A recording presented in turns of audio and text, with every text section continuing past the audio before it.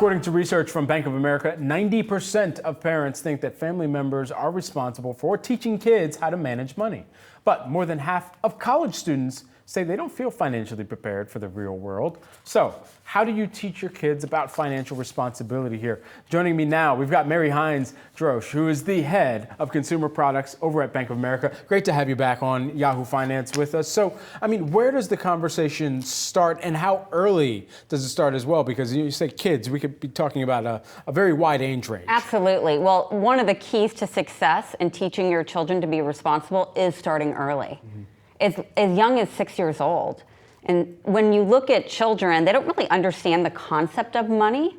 So helping them just be aware that things cost money and some fun ways to do it, or even when you're at the grocery store with your little ones, helping them understand you're making a choice between this cereal, which is $7, or this one that is $5, so that they're just more conscious about it. Yeah, no, my parents made me very conscious about that when I was asking them about Lego sets that I could buy and not buy. Oh, those are very expensive. Yeah, they've gotten up there. We can come back to that, but as of the research findings here for Bank of America, what really stuck out to you here? Because we're talking about, and we just rattled off the stat, 90% of parents thinking the family is really responsible for this task of making sure that each other is educated financially. So think about that. 90% feel that they're responsible, yet 50% of college-age students say they do not feel prepared for the real world. So you've got to do things with your children to educate them on it, as well as to give them the experience with money. Yeah. And that's where allowances can play a big role, so that they have to decide what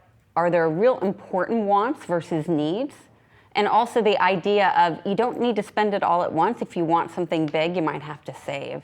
So all those really help prepare the child to understand how money works. When do you find that parents are putting some of the financial responsibilities, such as owning a credit card or having a cell phone even, making those decisions, putting those in their hands and saying, all right, let's see how you develop some experience around this? Yeah, well, the Bank of America research that we mentioned at the beginning also showed that most parents are getting their kids cell phones at age 11, checking and debit cards as early as 10. Wow. And so they're starting to experience money. And that's why we've developed a SafeBalance for family banking, which gives the ability for a parent in a very safe and controlled way to give their child access to an account and a debit card so they can learn how to use that money while the parent can control.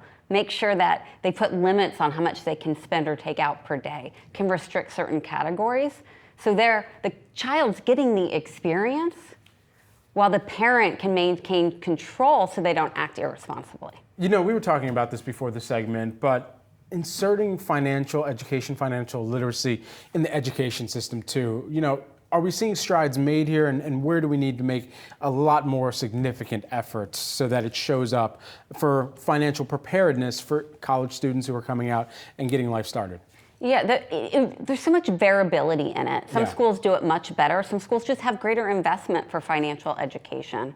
And that's why we try at Bank of America to provide resources to all of our segments, especially parents and children, to learn about financial responsibility so they're on the path to financial help. So we have a site, bettermoneyhabits.com, which has just a vast array of financial education. And so even if parents can't get it within the school system, there are other resources out there to help them educate their children. Mary Hines Droesch, who is the Bank of America head of consumer products. Great to see you again. Thanks for coming back. Thanks for having me. Absolutely.